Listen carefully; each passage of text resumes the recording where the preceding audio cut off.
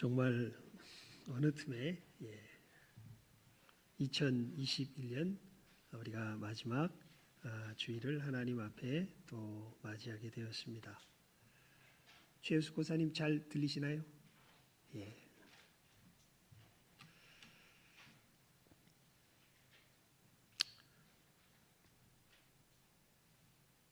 (2020년) 2021년 참 우리가 역사 이래로 저는 태어나서 처음 맞이해보는 아마 그런 분들이 많으실 줄 압니다. 저희 어머님이 그러시더라고요.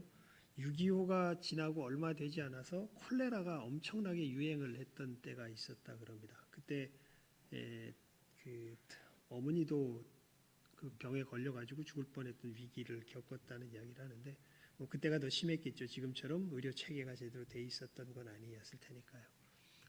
근데 아마 그때 이후로 우리나라에는 아니 전 세계적으로 사실은 이 코로나가 닥쳐오면서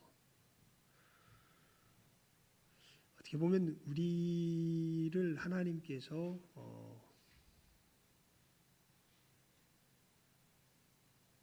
마치 예배당의 문을 닫듯이 그만 모여라 라고 말씀하시는 듯한 돌아봐라 라고 말씀하시는 것을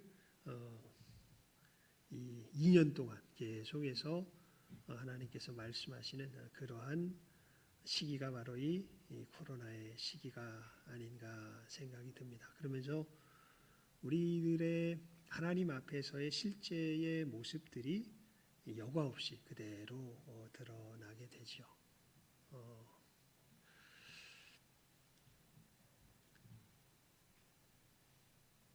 한 가지 되게 우려스러운 점이 생기던데 뭐냐면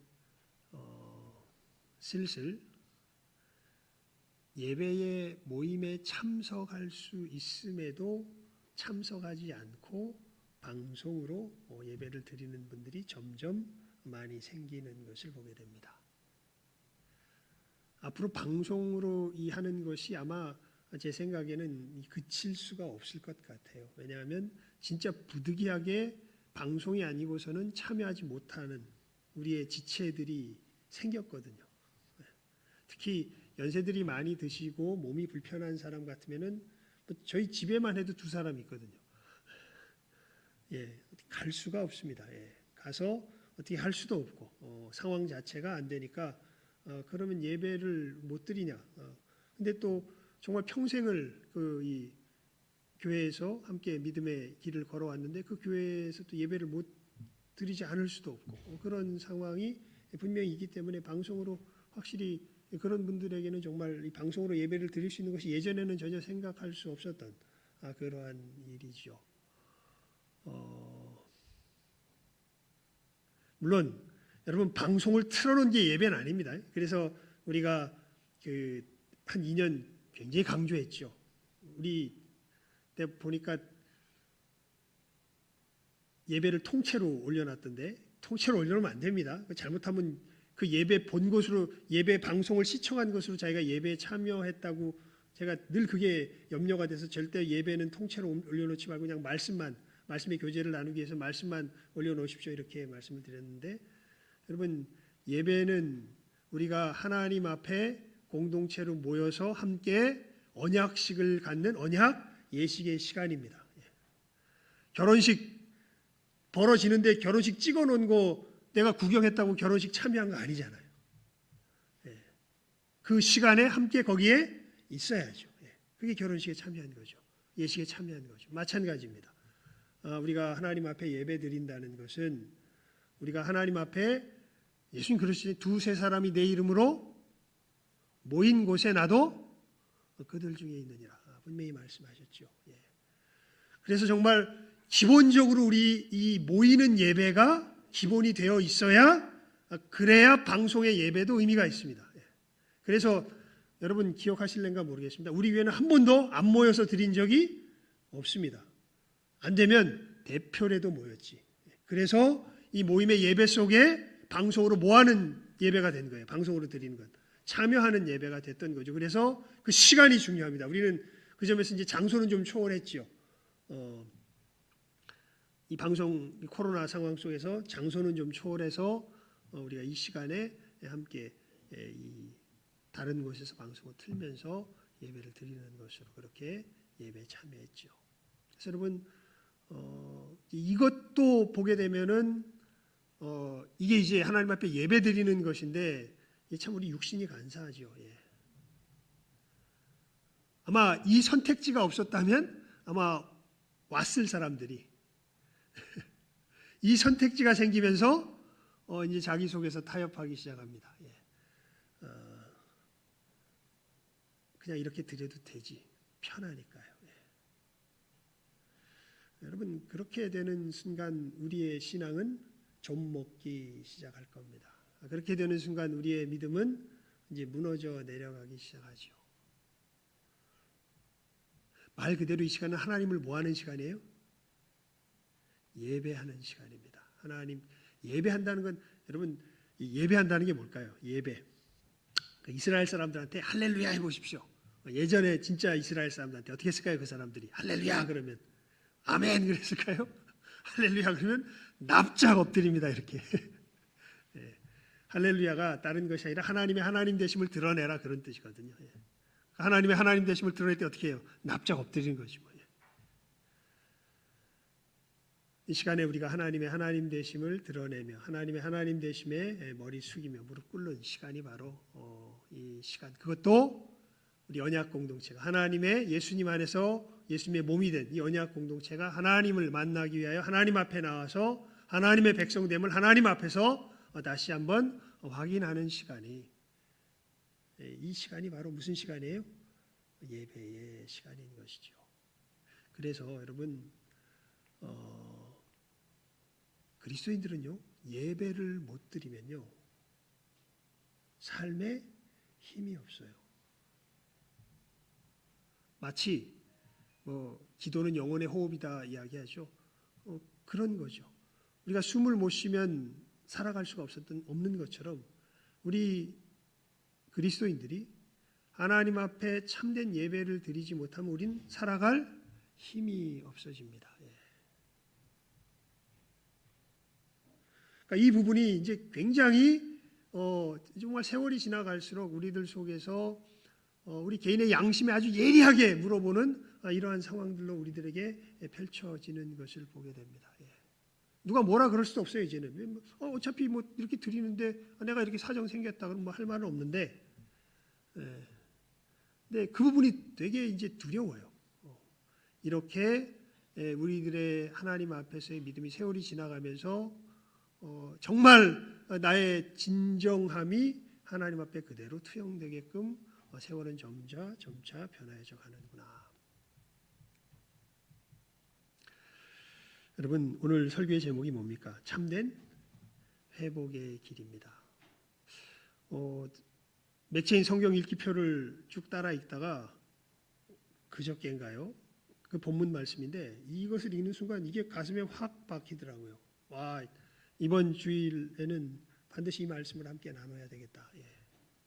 왜 그랬냐면 여러분 이 말씀의 상황이요. 지금 어느 상황이냐면 이게 히스기야가 이제 왕이 되었을 때거든요. 히스기야의 아버지가 아하스예요. 잘 모르시겠죠. 근데 이게 좀 알아야 되는 우리 교회 성도들쯤 되면 내가 보니 30년, 40년씩 신앙생활했으면 이제 태종, 태세, 문단세, 예성용 우리 저기 조선 왕조의 왕들 이름은 외우는데 우리 성경 계속 읽다 보면은 뭐 몇몇 특별한 왕들은 우리가 분명히 알아야 되거든요. 우리가 제일 그 중에 제일 잘 아는 왕이 누구예요? 왕 중에 하나가 히스기야죠. 히스기야. 저기 기도로 그냥 그 아수르 군대를 그냥 몰살시킨 왕 히스기야 아닙니까? 근데 히스기야의 아버지가 누군지는 잘 기억을 못해요. 근데 이게 굉장히 대조적입니다. 히스기야 왕은 아하스예요. 아하스인데 이 왕은 어떤 왕이냐면 사실은 이 아하스의 범죄함 때문에 이스라엘이 하나님 앞에 버림받습니다. 이 아하스는 어떤 사람이었냐면 주변 나라들이 뭐 유다란다. 북이스라엘을 비롯해서 주변에 뭐 여러 에돔과 뭐 여러 나라들이 막 유다를 공격을 해와요. 공격을 해오니까 이 아하스 왕이 그 공격에 견디다 못해 하나님 앞에 나아가는 것이 아니라 어디 앞에 나아갔냐면 아수르 나라 앞에 나갑니다. 거기서 도움을 청해요. 근데 도움을 주기는커녕 아수르도 공격을 합니다. 근데 정말 이해가 안 가는 것은요, 자기를 그렇게 공격한 아수르 나라의 그 엄청난 강력함을 보며, 야, 아수르를 돕는 신은 어떤 신일까? 우리도 그 신을 섬기자. 그렇게 해가지고 그 아수르를 섬기는 그 신의 이 모든 것들을 이 사람을 보내가지고 그대로 본따와가지고 이 예루살렘 성전에다가 또 예루살렘에 그것을 세워놓고 하나님 앞에 정말 패역한, 완전 하나님을 뭐랄까요, 돌아선 거죠. 하나님을 향해서 돌아선 거죠. 그 일을 한 사람이 누구냐 하면 아하스입니다. 히스기야의 아버지예요. 그래서 이 아하스의 죄 때문에 이스라엘을 멸하신다고 말씀하시고 그 뒤에 뭐 히스기야뿐만 아니라 여러 왕들이 서지만 하나님께서는 이미 정하시고 이스라엘을 멸망시키시는 그 걸음을 그대로 걸어가시는 것을 우리가 이 성경 말씀 열왕기 상하나 역대 상하를 읽어보면 나타나는 것을 볼 수 있습니다. 그렇게 이스라엘이 완전히 무너져서 이제 주변 모든 국가들이 이스라엘을 침공하려고 하는 이러한 정말 절대절명의 위기의 때에 누가 왕이 된 거예요? 히스기야가 왕이 된 거예요. 그리고 놀랍게 여러분, 이렇게 주변의 모든 나라들이 득달같이 달려들어서 자기를 삼키려고 하는 이때에 히스기야가 왕이 됐으면 제일 처음 뭘 해야 될까요?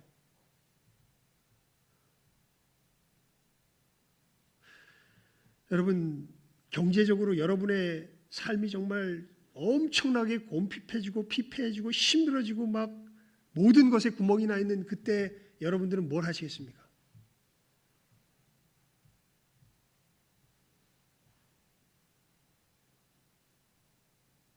뭘 해야죠? 돈을 벌어야죠. 예? 그거죠. 그거잖아. 뭘 이렇게 멀뚱멀뚱. 답이 아닌 걸 아는데, 그 다음에 다른 답을 알 수 없는 자기 자신의 이 뭐라 그럴까요? 우리 그리스도인이라고 부르면서 나와 있는 우리들의 이 모습. 이제 그것이 가슴에 와 닿았던 거죠. 이 말씀을 읽으면서요. 히스기야가 해야 될 일이 뭐겠습니까? 얼른 자기 나라 지키는 거라고 생각을 하지요. 어떻게 해요? 여러분, 놀랍게도요, 히스기야는 무엇부터 시작하냐면 이제 그것이 29장에 나옵니다. 29장부터 30. 여러분 아마 그냥 제목만 봅시다. 29장, 역대하 29장을 한번 펴보십시오. 역대하 29장 보면 29장 전에 28장 22절부터 27절까지의 이 말씀이 나와 있는데 거기에 아마도 요즘 보통 성경을 가지고 있는 분들은 거기에 이렇게 제목이 하나 붙어 있을 거예요. 22절부터 27절까지. 제목이 뭐라고 되어 있습니까? 아하스의 범죄. 지금 제가 설명드렸던 그 부분이죠. 그리고 유다 아하스의 아들 히스기야가 왕이 되어서 이제 제일 처음 하는 일이 29장 1절부터 나옵니다. 거기에 제목이 뭐가 되어 있습니까? 유다 왕 히스기야의 성전 정화.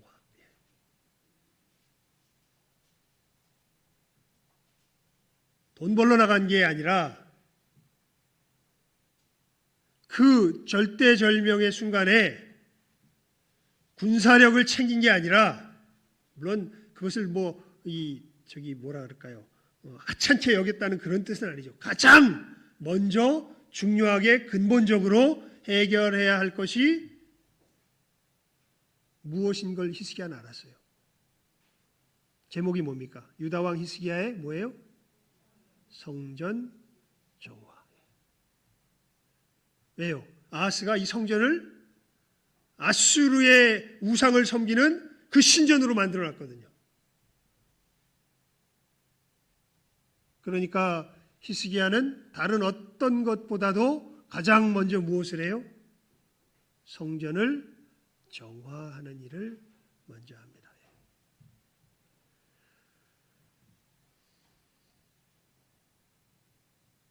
우상에 속하였던 모든 것들을 제사장과 레위인들을 불러다가 그들을 정결케 하고 이들로서 성전을 깨끗하게 정리하게 하고, 그리고 하나님 앞에 정리한 후에는 모든 단들을 제대로 갖춰놓고 하나님 앞에 뭘 할까요?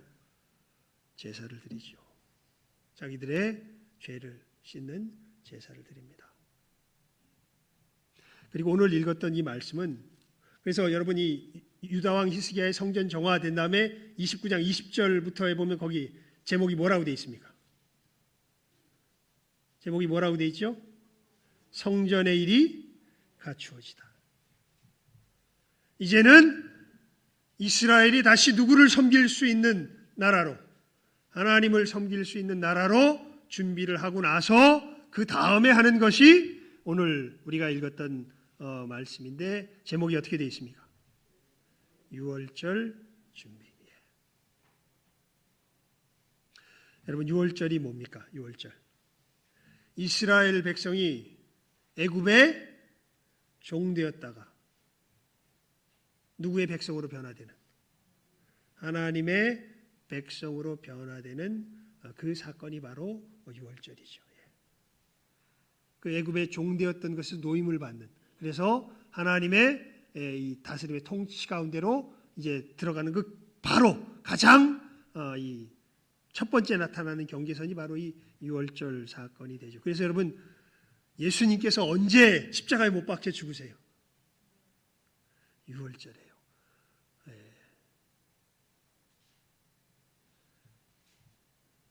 그러니까 예수님의 이 십자가에 못 박혀 죽으시는 사건이 구약 이스라엘 속에서는 어디에 이 예표로 나타난 거예요? 이 유월절 사건 속에 예표로 나타난 거죠. 마귀에 의하여 죄의 종되었던 우리가 마치 이스라엘 백성들이 애굽에 의해서 이 애굽의 종되었던 곳에서 하나님의 영광의 역사로 자유로운 하나님의 백성이 되듯이, 예수님의 이 십자가의 권능의 역사로 우리가 하나님의 백성이 되는 역사가 바로 이 유월절에 예수님께서 십자가에서 못 박혀 죽으신 후 부활하시는 그 사건 속에서 일어나게 되는 것이죠. 여러분, 그러면서 이 유월절을 지내는 이 사건을 지금 이 히스기야는 계속해서 뭐라고 이야기하고 있냐면, 여호와께로 어떻게 해라? 돌아와라. 여호와께로 돌아와라.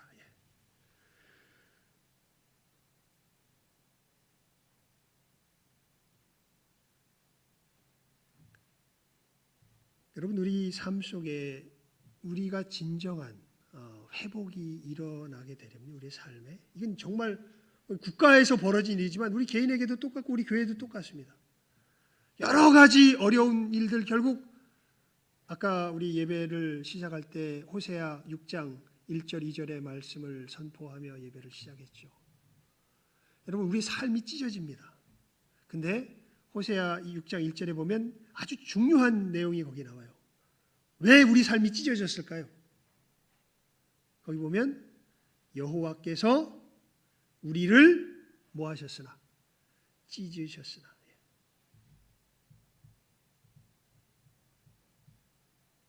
다시 싸매어 주시리라. 여호와께로 뭐 하자?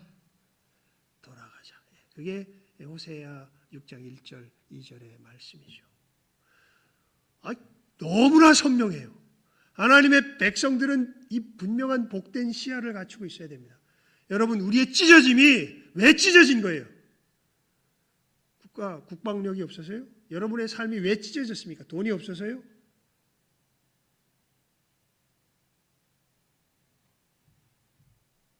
여호와께서 뭐 하셨으나? 찢으셨으나. 다시 찢으신 분이 여호와시기 때문에 싸매 주실 분도 누구세요? 여호와세요. 그래서 누구에게로 돌아가자? 여호와께로 돌아가자.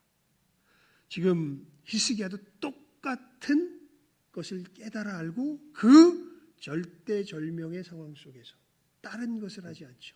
제일 먼저 뭐를 정결하게 하고 성전을 정결하게 하고 성전의 일을 회복하고 이제 하나님의 백성들로 하나님께 뭐 하라고? 돌아오라고 그 소식을 보내고 있는 그 모습이 우리가 오늘 읽었던 역대하 30장 1절부터 12절까지의 말씀이죠. 그럼 여러분 여기 말씀해 보면요.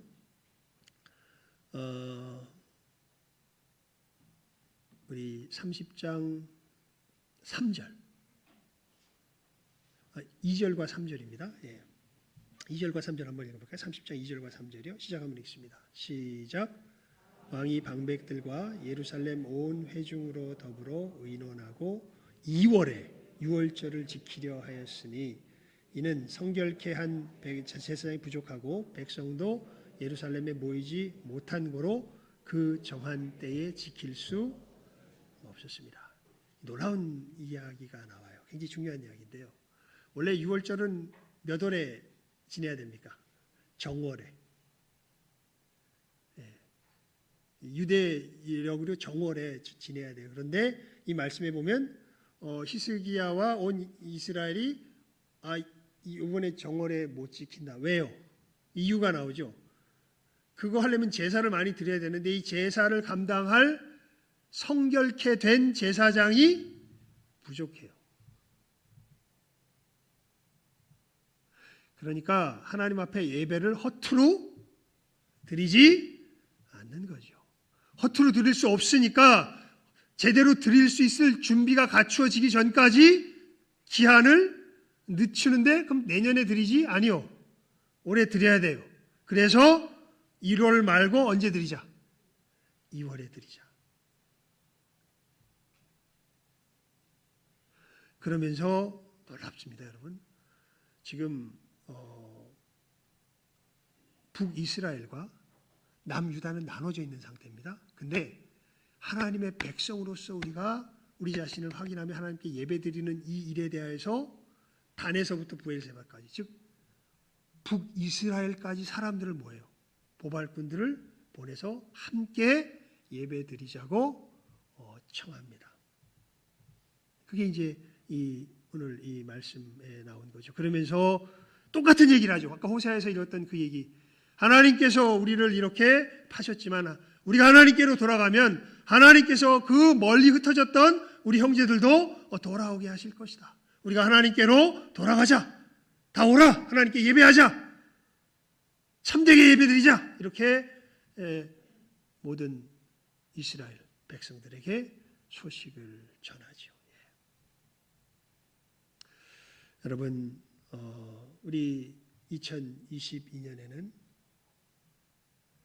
가장 먼저 이 일에서부터 우리 회복이 일어나야 할 줄 압니다. 흐트러지지 맙시다. 오히려 우리가 하나님 앞에 어떻게 예배 드려야 하는 이 분명한 부분. 여러분, 이 참 너무 놀랍잖아요. 왜 2월에 드립니까? 원래 날짜는 언제예요? 정월이에요. 아니 이게 이단이야? 뭐야? 아니요.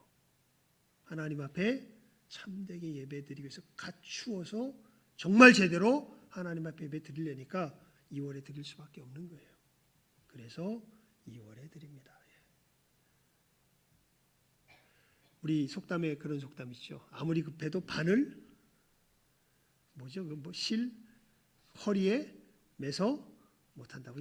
반드시 거기 구멍에 끼워가지고 이렇게 매듭 지어가지고 해야 바느질이 되지. 아무리 급하다고 그냥 대충 바늘 해버리면 이게 바느질이 안 된다는 그런 얘기죠. 정말 급박한 상황 아닙니까? 그런데 하나님 앞에서 우리가 지켜야 할 그 가장 중요한 핵심적인 하나님 앞에서의 규례를 그대로 붙들며 지키며 이것도 또 그냥 그렇게 자기들을 공격하고 힘들게 했던 북이스라엘까지 다 초청해서 우리가 하나님 앞에로 돌아가자. 하나님께 돌아가면 하나님께서 우리를 다시 회복시킬 것이다. 이야기하고. 여러분, 그러면서 이 말씀 자체가 저한테 은혜가 되더라고요. 이 보발꾼들이 각 성에, 우리 10절 말씀 읽어볼까요? 30장 10절입니다. 시작하면 읽습니다. 시작. 보발꾼이 에브라임과 므낫세 지방 각 성에 두루다녀 스불론까지 이르렀으나 사람들이 저희를 조롱하며 비웃었더라. 이러고 있으니까 이제 그 전체적인 분위기가 그랬던 것 같아요. 하나님이 살아계시면 우리가 이렇게 됐을까? 예.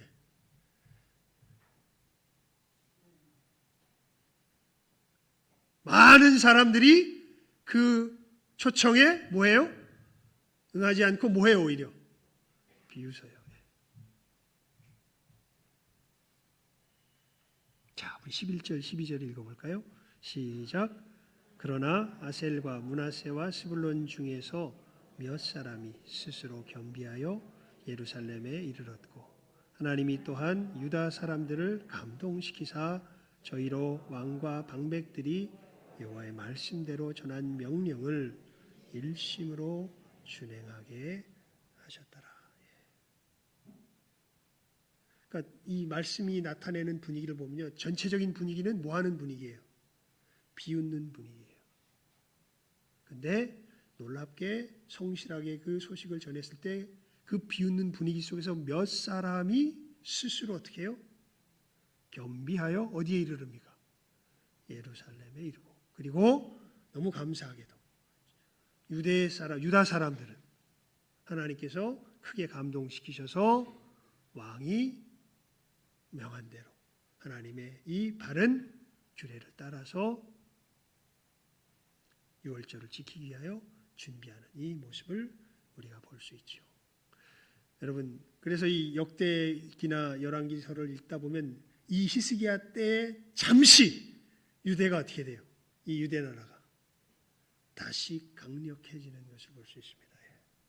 하나님의 은혜 가운데 다시 하나님의 영광을 정말 온 세계에 떨치는 그 모습을 잠시 회복하는 것을 볼 수 있습니다. 어디에서부터 시작됩니까? 여호와께로 바르게 돌아오는 데서부터. 돈 벌고 군사력 증강하고 그런 데서 시작하는 것이 아니라 우리들의 하나님을 떠나 있었던 우리의 마음을 다시 깨달아 알고 하나님 앞에 회개하며 제대로 하나님 앞에 돌아가는 참된 예배를 회복하는 그 예배 후에 이스라엘이 어떻게 되기 시작해요? 회복되기 시작하는 것을 우리가 이 말씀과 이스라엘의 역사를 통하여 알게 되는 것이지요.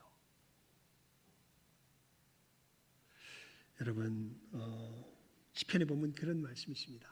나의 힘이 되신 여호와여, 내가 주를 사랑하나이다. 예. 여러분, 우리의 힘은 이럴 때 정말 나타나는 거예요. 내가 진짜 하나님의 사람인지는요, 인생의 위기를 닥쳐보면 그러면 드러나요.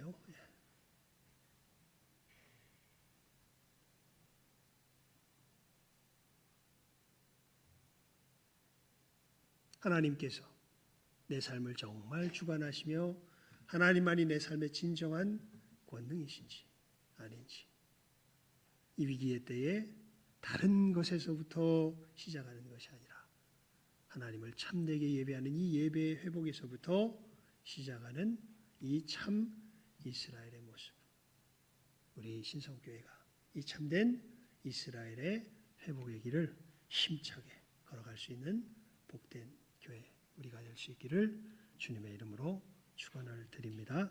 기도하겠습니다. 하나님 아버지, 감사합니다. 주의 몸된 교회가 회복되는 가장 근본적인 중요한 그 길이 무엇인지 오늘 말씀을 통하여서 우리들에게 알게 하여 주시는 것 감사를 드리옵나이다. 마귀에게 속아서 그저 이것이 안 됐다고 저것이 안 됐다고, 아닙니다. 우리가 하나님을 참되게 예배하지 못하였기 때문에 우리들에게 힘이 사라졌고 힘이 사라짐으로 세상에 조롱거리가 된 것입니다. 하나님, 저희들 참된 회복의 길을 바르게 걸어갈 수 있게 하여 주시옵소서. 하나님, 저희들 이제 하나님을 참되게 예배하는 예배자로 먼저 확실하게 분명하게 서서 나아가는 우리 모든 귀한 영혼들, 우리 복된 우리 믿음의 공동체, 우리 교회가 되게 하여 주시기를 간절히 바라옵고 소원하오며 모든 것 예수님의 이름으로 기도드리옵나이다. 아멘. 우리 찬송가 341장 찬송드리며